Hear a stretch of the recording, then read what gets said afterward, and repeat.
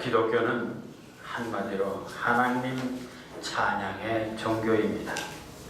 우주 만물이나 인간 생명이 스스로 되었다고 믿는 유물론자나 무신론자들이 하나님을 찬양할 이유가 없지만, 적어도 정상적인 생각을 가진 인간이라면 이 광막하고 오묘한 우주 만물이 결코 스스로 되었다고 믿을 수 없기 때문에 조물주를 인정해야 하고, 그 조물주가 단지 우주 만물을 만들기 위한 것이 아니라 계속 유지하도록 또 섭리하심이 분명하다는 것을 인정한다면 그분의 창조 능력과 그분의 섭리를 찬양하지 않을 수가 없는 것입니다.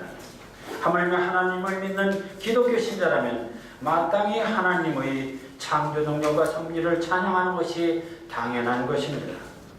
그래서 웨스트민스터 신조에서는 사람의 제일 되는 목적은 하나님을 영화롭게 하고 영원토록 그를 즐거워하는 것이라고 하였습니다. 그런데 기독교 신자들이 하나님을 찬양하는 이유는 단지 하나님이 천지 만물을 창조하시고 섭리하시는 이유만은 아닙니다. 그보다는 일찍이 죄를 짓고 죽을 수밖에 없는 우리 인간들을 살리시기 위해서 독생자 예수 그리스도를 이 땅에 보내시고, 그로 하여금 십자가 보혈로 우리를 대속하시고 구원의 은총을 주신 놀라우신 은혜가 있기 때문입니다. 그러기에 기독교가 하나님을 찬양하는 것은 선택이 아니라 필수이며 성도로서는 당연한 의무입니다. 어느 날 바리새파 율법사가 예수님을 시험해서 이렇게 질문했습니다. 선생님, 율법 중에 제일 계명이 어떤 계명이 제일 큽니까? 이때 예수님께서 이렇게 대답하셨습니다. 마태복음 22장 37절에서 47절. 예수께서 이르시되 내 마음을 다하고 목숨을 다하고 뜻을 다하여 주 너의 하나님을 사랑하라 하셨으니 이것이 크고 첫째 되는 계명이요 둘째도 그와 같으니 내 이웃을 내 자신과 같이 사랑하라 하셨으니 이 두 계명이 온 율법과 선지자의 강령이니라. 하나님께서 우리가 해야 할 최고의 계명은 바로 마음을 다하고 목숨을 다하고 뜻을 다하여 하나님을 사랑하는 것, 말하자면 하나님을 믿고 섬기고 찬양하라는 것입니다. 그리고는 하나님의 그 놀라운 사랑과 은혜를 입었다면 마땅히 이웃들에게도 사랑을 베푸는 것이 성도의 최고의 계명이고 율법이라고 하였습니다. 그래서 성경학자 웨스트맨은 찬양은 존재의 일부이다. 찬양은 존재의 동력이다. 찬양이 없다면 존재도 없다고 했습니다. 인간의 존재 가치와 의미는 하나님을 찬양하면서 사는 것입니다. 찬양은 바로 최고에 대한 관심이고 보람이고 가치이고 거기서 행복을 얻을 수 있기 때문입니다. 그렇다면 기독교는 찬양의 종교요 성경 말씀은 모두 하나님 찬양의 말씀일 수밖에 없습니다. 그런데 신구약 66권 긴 역사에서 수많은 선지자와 사도들이 있지만 저들 모두 하나님을 찬양하는 것이 믿음의 기본인 것은 알고 있지만 그 중에서도 시와 찬양으로 애월하지 하나님을 찬양하기는 오직 시편의 시인들이었다는 사실에 놀라울 수밖에 없습니다. 시편 시인들은 정말 하나님을 찬양하는 것이 믿는 자의 기본이고, 그래서 철저히 하나님을 찬양하고 영광 돌리는 일에 몸과 마음과 뜻과 정성을 다했던 것입니다. 그래 시편 150편은 한마디로 하나님 찬양의 노래요. 시편 연구가들은 그래서 그중 30여 편을 특히 찬양시로 분류하기도 합니다. 그런데 이들 시에는 모두가 여호와를 찬양하라, 여호와를 송축하라는 이 관용 식구가 가장 많습니다. 오늘 봉독한 본문 1절도 내 영혼아 여호와를 송축하라 입니다. 시편 146편 1절에도 할렐루야 내 영혼아 찬양하라 입니다. 찬양은 하나님을 향한 사랑의 고백이고 경배이며 기도입니다. 그런데 진정한 찬양은 내 육신이 부르는 것이 아니라 내 영혼이 부르는 것입니다. 입으로만 주여 주여 하고 부르는 것이 아니라 내 마음, 내 심장, 내 골수의 속으로 나오는 내 영혼의 깊은 찬양이 되어야 합니다.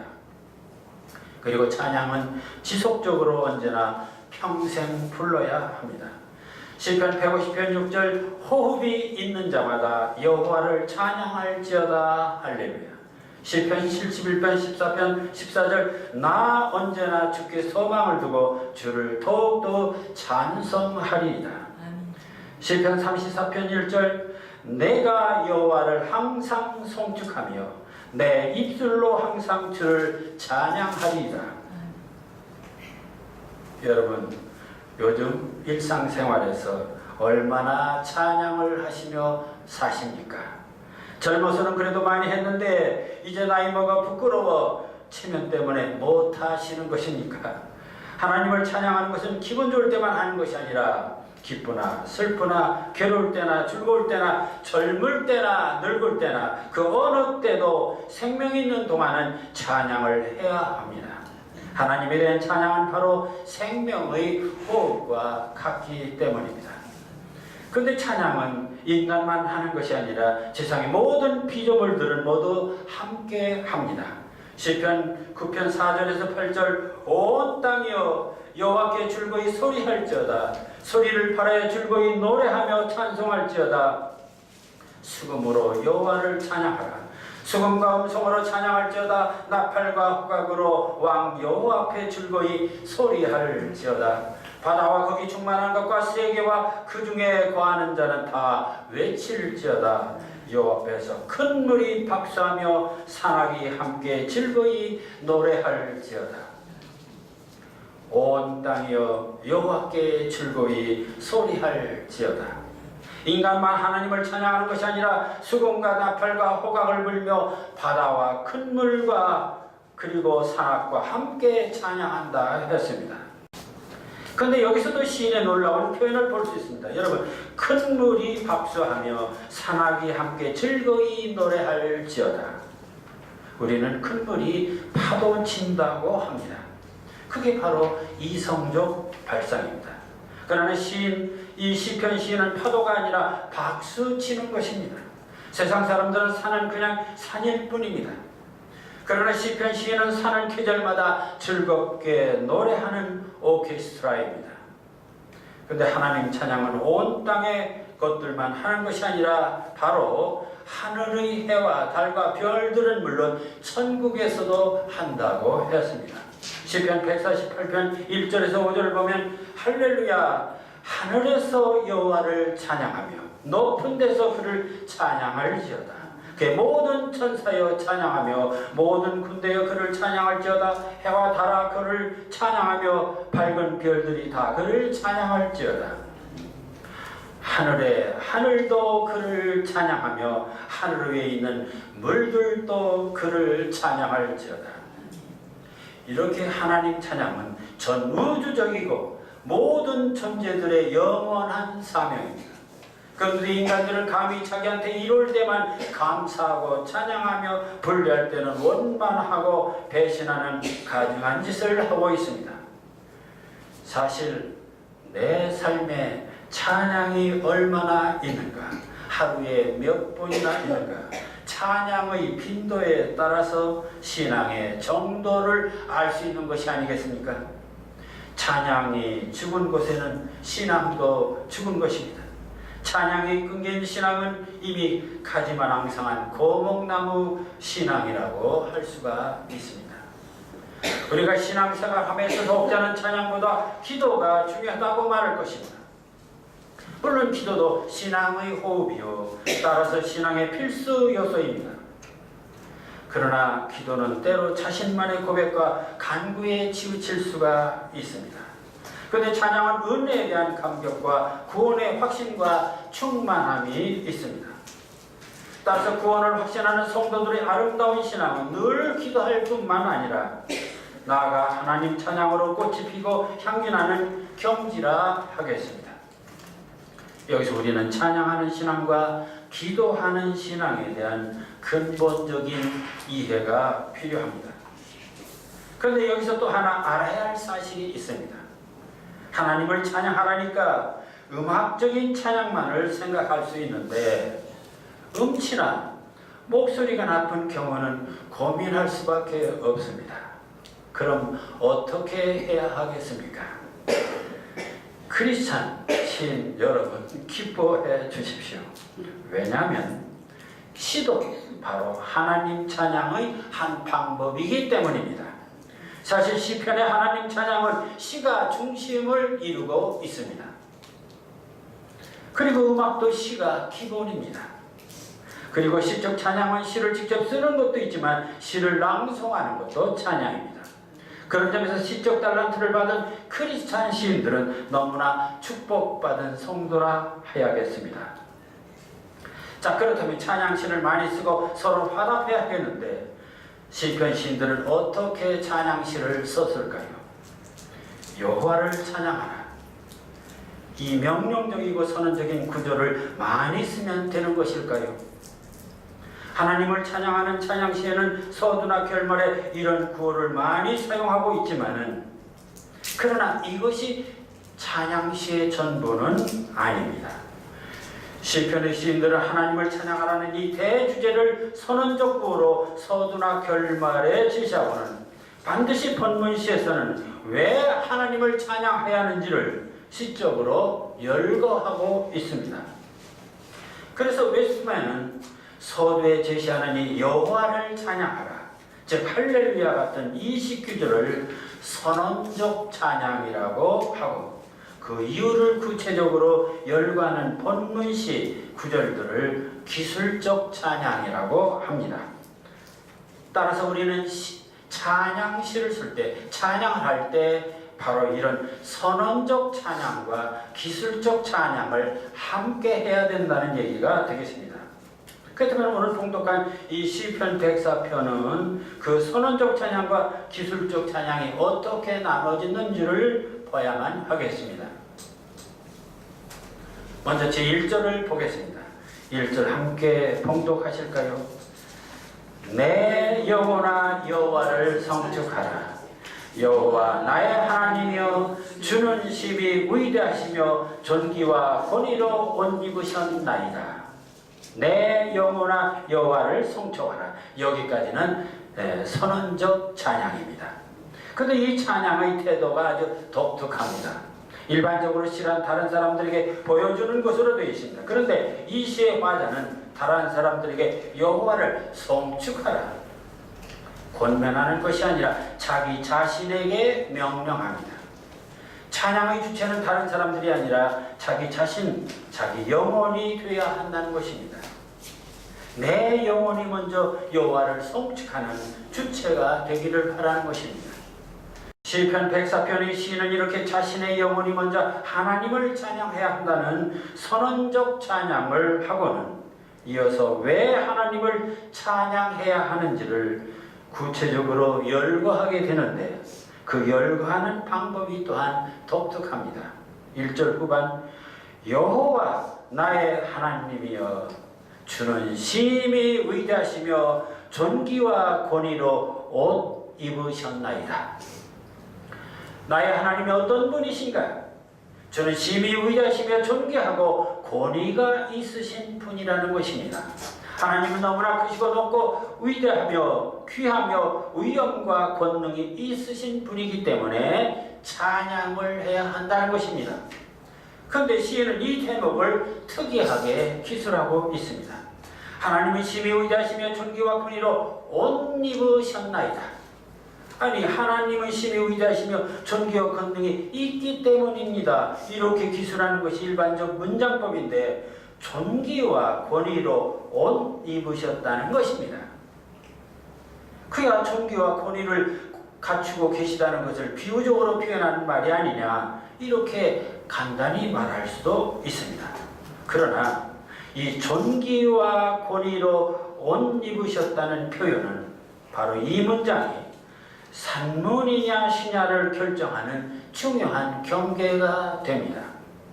메마른 산문에서 감동적인 시여법으로 전환한 결정적인 계기가 이런 표현에서 시작되기 때문입니다.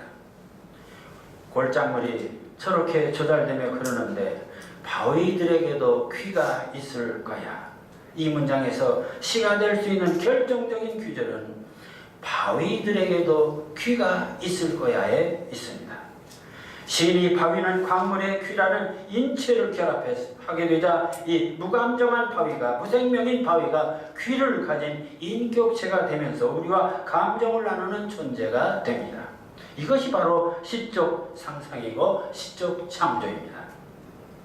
이 시에서도 주님을 위대하시고 존귀와 권위가 있으시다라고만 한다면 이거야말로 관념적이어서 감동이 없는 산문이 됩니다. 그러나 존귀와 권위의 옷을 입으셨다라고 한다면 하나님이 금빛 찬란한 옷자락 휘날리며 나에게로 다가오시는 가시적인 인격체가 됩니다. 따라서 이것은 아주 사소한 비유 같지만 사실은 산문적이냐 시적이냐 논리적이냐 감성적이냐 하는 중요한 갈림길에서 옷을 입으시고라는 이 한마디가 설명적인 문장이 시적인 문장으로 논리적인 문장이 감성적인 문장이 돼서 바로 볼 수 없었던 하나님이 볼 수 있는 하나님으로 변신하게 되는 것입니다. 그런데 오늘 봉독한 시편 104편의 시인은 이 정도 표현으로 만족할 수가 없었습니다. 왜냐하면 존귀와 권위로 옷을 입으셨다는 구절을 분석해보면 존귀와 권위는 여전히 관념적이어서 이거 옷을 입으셨다는 구절만 시적입니다. 여기에 바로 온전한 시가 되지 못하는 한계가 있습니다. 시는 1단계에서 여호와를 찬양하라는 포괄적 선언을 했습니다. 그 이유를 2단계에서는 존귀와 권위로 옷 입으셨기 때문이라고 했습니다만 이는 찬양의 이유로 충분하지 못하고 시적으로도 충분하지 못한 것이었습니다. 그래서 시인은 다시 3단계로 다시 찬양의 이유를 두는데 여기서는 철저히 보여주기 문장, 바로 시적인 문장으로 성공을 거두게 됩니다. 여러분 본문 2절에서 4절까지 함께 봉독해 보실까요? 주께서 옷을 입음같이 빛을 입으시며 하늘을 휘장같이 치시며 물에 자기 누각의 들보를 얹으시며 구름으로 자기 수레를 심으시고 바람 날개로 다니시며 바람을 자기 사신으로 삼으시고 불꽃으로 자기 사역자를 삼으시며 이 얼마나 아름답고 웅장하고 찬란한 하나님의 생생한 모습입니까? 앞서 하나님은 존귀와 권위로 옷을 입으셨다 했습니다. 그러나 여기서는 하나님의 의상을 보다 화려한 패션으로 바꿨습니다. 하나님이 빛을 입으셨다는 것입니다. 광채를 입으셨다는 말이죠. 빛으로 온몸을 걸쳤다는 말입니다. 그리고 이 광대한 하늘을 휘장으로 치셨다 했습니다. 알기 쉬운 말로 하늘을 하나님 처소의 커튼으로 삼으셨다는 말씀입니다. 그리고 하나님의 집, 하나님의 휴식 공간인 누각을 만드시는데 물에 자기 누각의 들보를 얹었다 했습니다.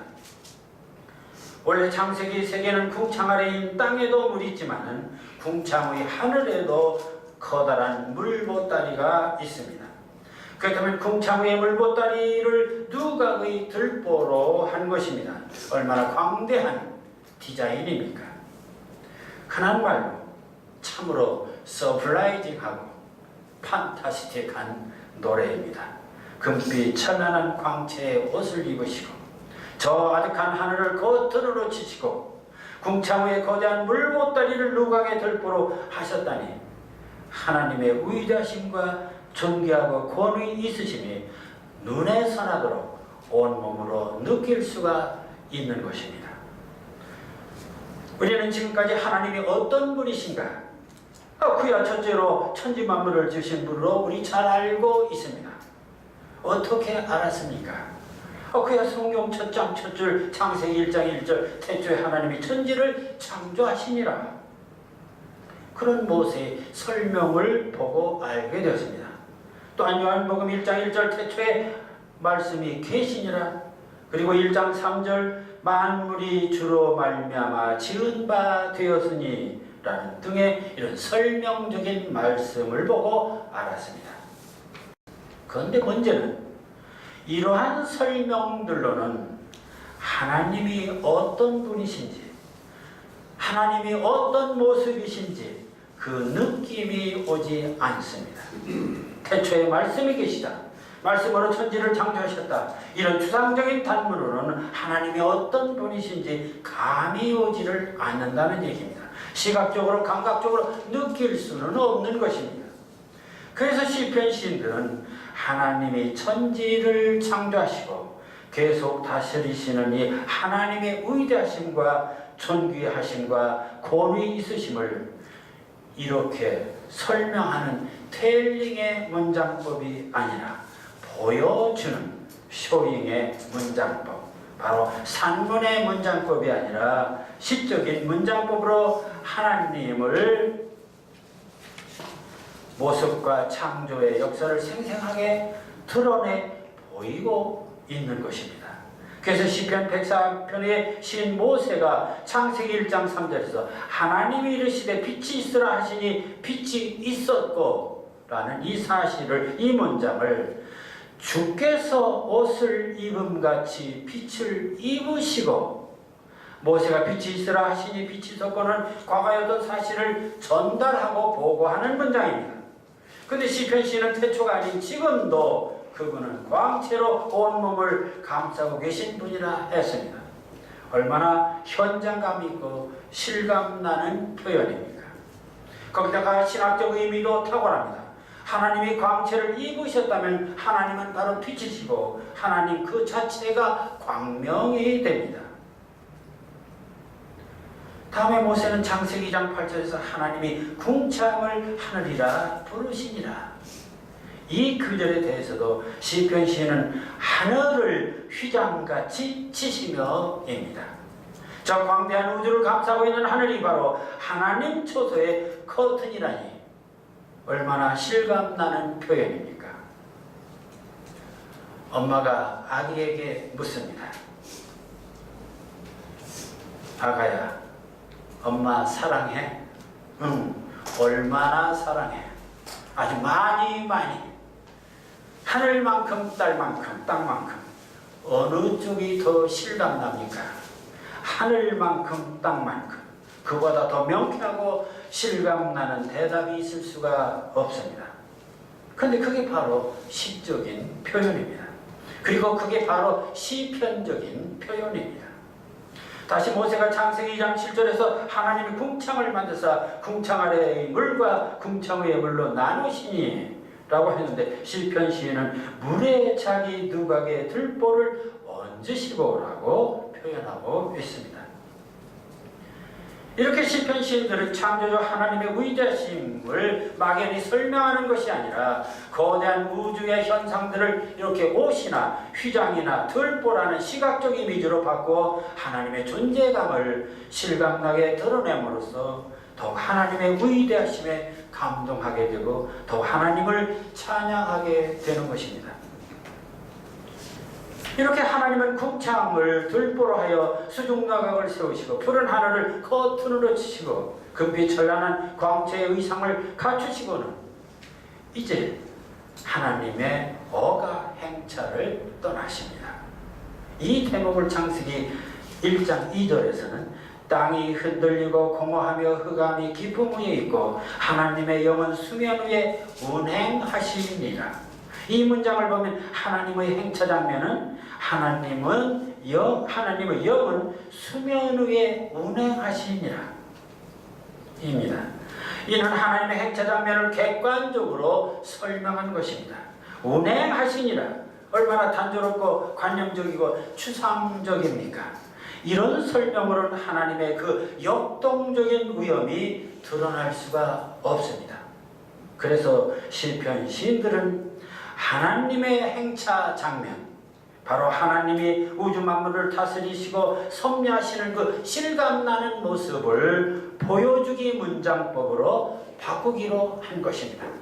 바로 산문적인 문장이 아니라 시적인 문장, 바로 보여주기의 문장입니다. 그래서 하나님의 운행, 하나님의 행차를 본문 3절 후반에서 이렇게 표현하고 있습니다. 구름으로 자기 수레를 삼으시고 바람 날개로 다니시며 바람을 자기 사신으로 삼으시고 불꽃으로 자기 사역자를 삼으시며 세상의 왕들의 행차하는 모습을 우리는 종종 봅니다.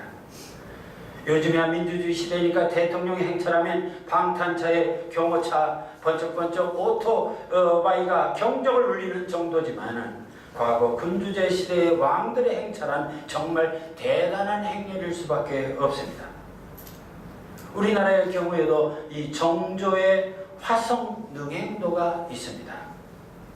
맨 앞에 무장한 군사들, 수많은 깃발과 창을 든 의장대, 화려한 왕의 어가, 그리고 군악대, 뒤에는 문무백관, 이들이 참가한 인원이 거의 1만 명 가까이 된다고 표현하고 있습니다. 왜 이렇게 왕의 행차가 요란해야만 합니까? 이는 왕에게도 백성들에게도 너무나 중요하기 때문입니다. 왕은 자신의 우영과 권위를 백성들에게 보일 수 있는 그런 기회가 되고, 백성들은 구중궁궐 높으신 그 왕의 용안을 직접 보고 신뢰할 수 있는 절호의 기회가 되기 때문입니다. 그것은 하나님과 인간의 관계에서도 그렇습니다. 그 다음에 저 높은 하늘에 계신 하나님은 어떤 모습으로 인간 앞에 그 모습을 드러내는 행차를 하시고 정사를 보실 수 있을까요? 그 놀라운 하나님의 행차 장면을 시인은 먼저 하늘에 떠있는 저 수많은 뭉게의 구름이 바로 하나님의 어가, 하나님이 타고 다니는 수레라 했습니다. 더구나 동서남북으로 불어대는 저 세찬 바람은 바로 하나님의 어가를 이끄는 날개입니다. 요즘 대통령이 이동할 땐 전용 비행기를 이용하는데, 그렇다면 하나님의 전용 비행기는 바로 저 뭉게구름과 세찬 바람입니다.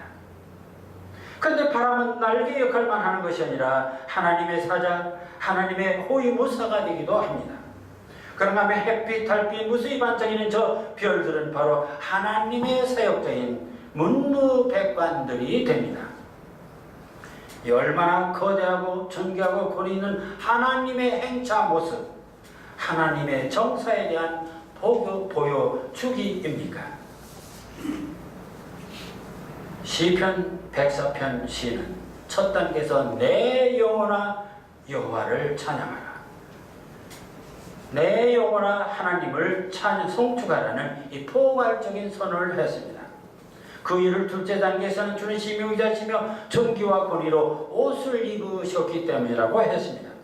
그러나 의자시며 존귀와 권위 등 이 어법은 설명적인 언어이기 때문에 보여줌의 언어가 아니기 때문에, 그래서 다시 시적으로 완벽한 표현을 한 것이 바로 세 번째 단계, 하나님의 위대하심과 존귀하심과 그 권위 있는 행차를 바로 보여줌의 언어, 시적인 언어, 메타보의 언어를 드러내서 눈에 선하도록 우리들에게 보여주고 있는 것입니다. 하나님은 온몸에 황금빛 의상을 입으시며 넓고 푸르른 하늘을 휘장으로 치시며 하늘의 물 보따리에 누각의 들보를 얹으시며 새한 뭉게구름 수레를 삼으시며 세찬 바람 날개로 다니시며 바람을 자기의 사신으로 삼으시고 반짝이는 별들을 문무백관으로 삼으시며 광대한 우주를 행차하시고 다스리시는도다. 이게 바로 시편 104편의 노래입니다. 시편의 시인의 위대함은 존귀함이나 권위니 하는 이 관념적이고 추상적인 언어들을 이처럼 광채로, 하늘의 휘장으로, 궁창의 물로, 그리고 구름수레로, 바람과 불꽃이라는 이 시적 이미지로 형상화해서 하나님의 위대하심을 온몸으로 느낄 수 있게 보여주고 있는 것입니다. 거기다가 입으시며 치시며 얹으시고 삼으시며 다니시며 삼으시고 삼으시며 7행 각각 그 어미에 다른 이런 동사를 배치해서 더욱 변화와 신선함의 리듬감을 주고 있는 것입니다. 정말 완벽한 시입니다.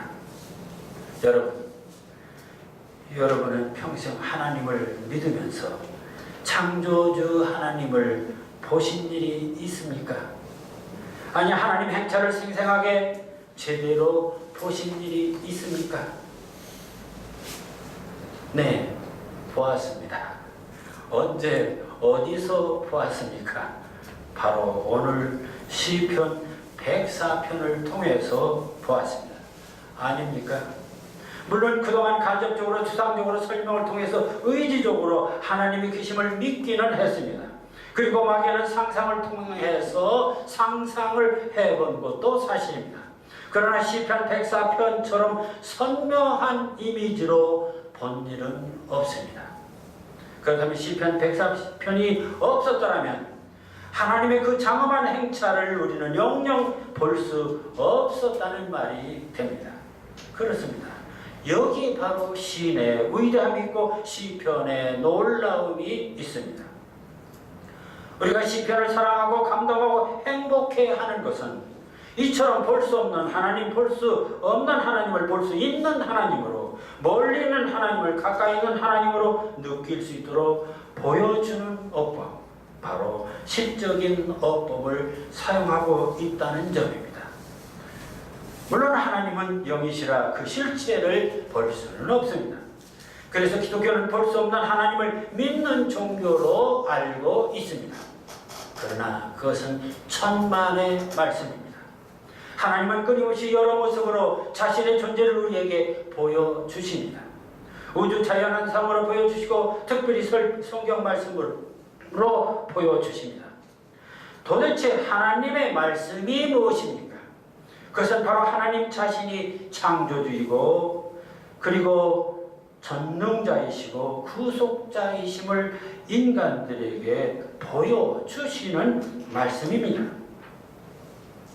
이를 신학적으로 말할 때 하나님의 현현 또는 계시, 열개, 보일시, 열어서 보여주시는 말씀이라고 말하죠. 사실 성경 66권 창세기부터 계시록까지 말씀은 철저히 하나님의 존재하심과 전능하심과 무궁하신 사랑을 인간들에게 보여주시는 언어입니다. 만일 하나님이 성육신 하셔서 예수 그리스도 이 땅에 육화하시고 즉 사람으로 태어나시고 십자가에 달리시고 부활하신 사건을 우리들에게 생생하게 보여주시지 않았더라면 어떻게 우리가 하나님의 사랑을 알 수 있으며 더구나 죽은 자의 부활을 믿을 수 있습니까?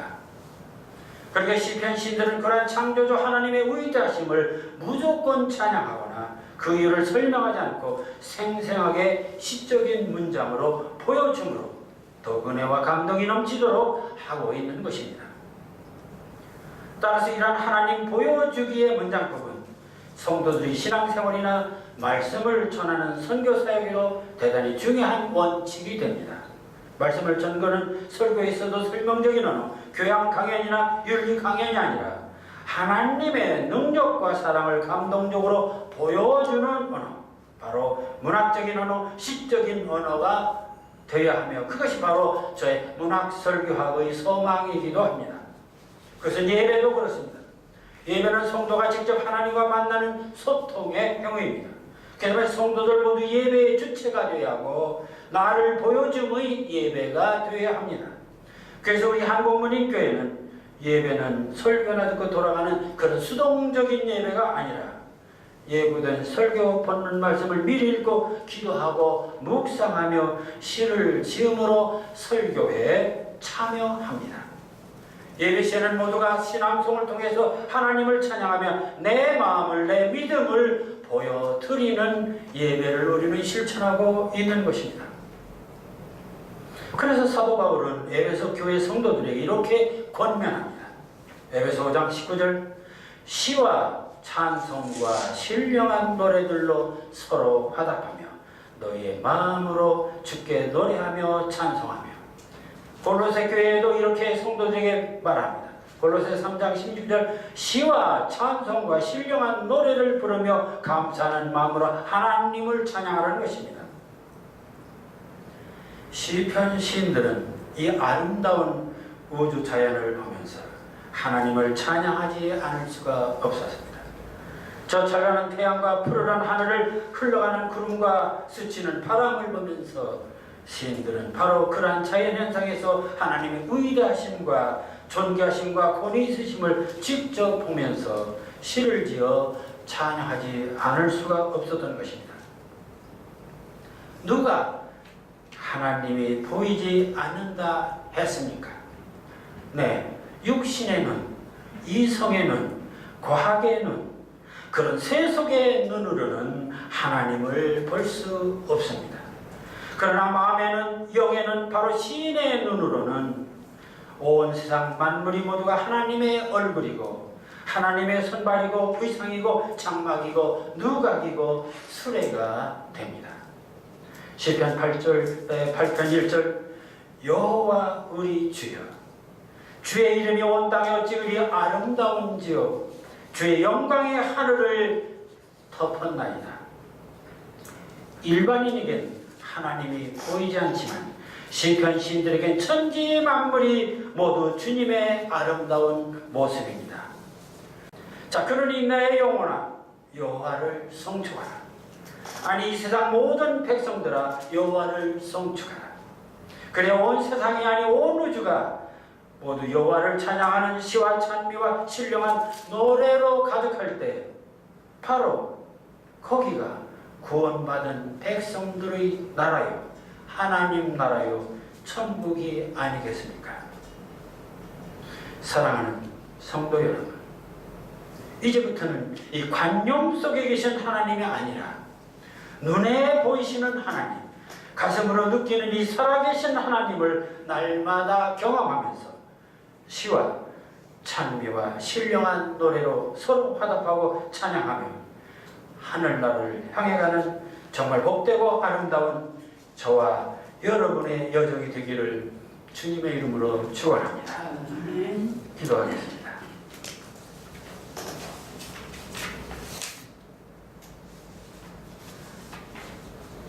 사랑하는 나의 하나님, 오늘도 참 바쁘시네요. 새벽엔 어둠의 커튼을 여시고 뒤척이던 밤을 깨우시더니 아침엔 하늘 타락에 숨기신 물보따리 풀어 산에도 들에도 꽃밭에도 은빛 안개비 골고루 뿌리시고 낮에는 온종일 여린 잎새마다 금빛 햇살 한 섬씩 달아 놓으시고는 하늘 실바람 어루만지시더니 드디어 노랑 빨강 진보라 꽃망울 반짝반짝 터뜨리시네요. 사랑하는 나의 하나님, 아직도 뒤척이는 내 영혼을 일깨워 주시고 목마른 믿음의 꽃밭에 말씀의 단비를 흠뻑 내려 주소서. 성령의 불바람으로 뜨겁게 달궈주시고 십자가와 부활의 강한 날개로 나를 품어 주소서. 그래야 내 영혼의 꽃밭에도 소망의 꽃이 피게 하시고 구원의 열매로 풍성하게 하시고 날마다 할렐루야 시와 찬양으로 노래하게 하소서. 예수님 이름으로 기도합니다. 아멘.